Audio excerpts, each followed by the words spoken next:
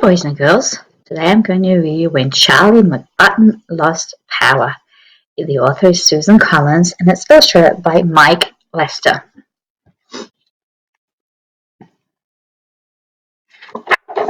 When Charlie McButton Lost Power.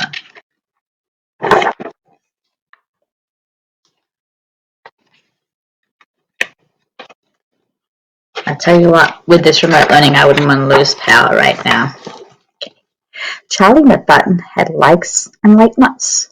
The things that he liked involved handsets and bots, computerized games where he battled bad creatures. The things he liked didn't have blow-up features. Then one day, a thunderstorm blew into town and brought his tech empire tumbling down. A lightning bolt struck an electrical tower, and Charlie McButton, his whole world lost power. Just moving the computer a little bit. There we go. He looked left, he looked right, and his heart filled with dread. The TV, the lights, and his clock were all dead. He jumped to his feet, his lungs gasping for air. The room spun around, and he clung to his chair. He tried to cry help, but just managed to squeak.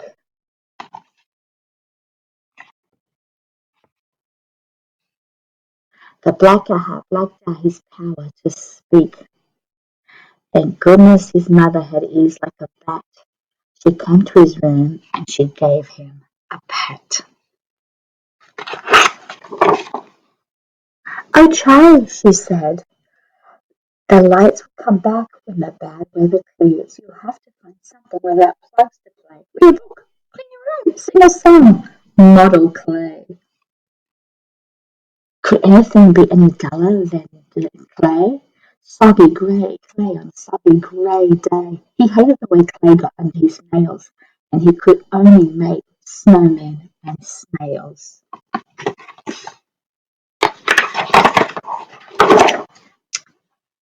He dolls so gadget he'd outgrown last spring. It was handled outdated, not much of a thing.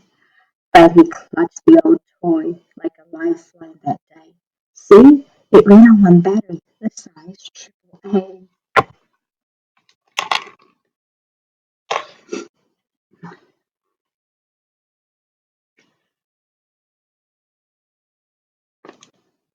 He flicked the on-off switch on double quick, but no happy humming sound followed the click. He unlatched the hatch, and his blood turned to ice. The battery is gone from my backup device. World records were set in the 10-minute dash. As the way down the hallway, he flew like a flash, seeking one battery, just one AAA, that would rescue one boy from the grey day of clay. But just when his search nearly drove him insane, he ran past the bedroom of Isabel Jane. His 3-year-old sister was happily walking a doll back and forth, and the doll, it was talking. Now dolls didn't talk on their own as a rule. They need power or some kind of fuel. In less than a second he made his decision. Call it bad judgment, a real lack of vision. Somehow his head didn't warn off his folly. And Charlie McButton, he pounced on that dolly.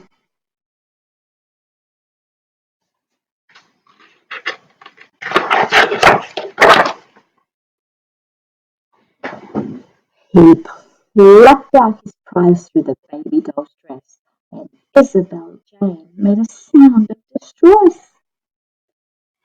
It was just a short walk to the foot of the stair, when resided the McButton time chair. To add to the fun of his turn in the seat, Isabel Jane came to play at his feet, and Isabel Jane, the battery queen, had more triple A's than he'd ever seen. They powered her puppies, they powered her clocks, they powered her talkative alphabet blocks. Assaulted by non-stop mechanical chatter, Charlie McButton got madder and madder. He snapped at his fist from the timeout zone. How come you can't ever just leave me alone?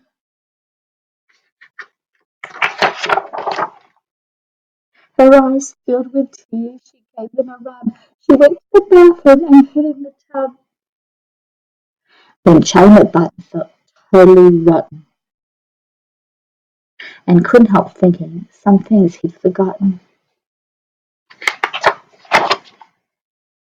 Mainly he thought that the sister that told Isabel Jane was a pretty good mother. She clearly adored him. She didn't have fleas. At dinner she'd secretly eat up his peas. And sometimes, although he most hotly denied it, he'd like to just sit there beside her in the quiet, wrapped up in a blanket, watching TV, her head on his shoulder, her foot on his knee. Oh, how cute is that?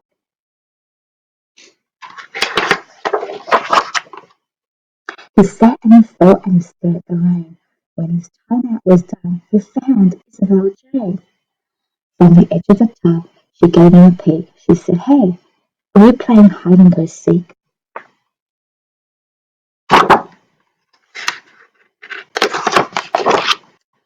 She was happy at once and ran to the hall, where she loved playing hide and go seek most of all. They took turns being it and counting to 10. They hid our plants and the giant guinea pig pen. And when he found Isabel Jane in her quilt, they decided a big blanket fort should be built. Then the glue made him think about dragons and spells. So Charlie became the great wizard McSmells, and Isabel Jane, who desired a role, magically changed to his faithful old troll. Between tracking down dragons and bringing up lizards and handling the day-to-day business of wizards like forging his faithful old troll a new sword, Charlie Button forgot to be born. At supper they ate under the candlelight. The daytime had melted right into the night, and after they'd been asleep for an hour, the world came alive with a big surge of power. "Oh, it's finally back," Charlie thought with a grin. "Tomorrow I'll wake up and they can plug in." But another thought hit him. He couldn't explain.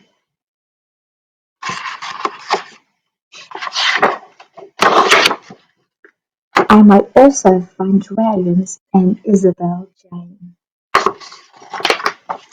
So I guess Charlie Button figured out that it's not always great to just play with computers and electronics. Have a great day, boys and girls.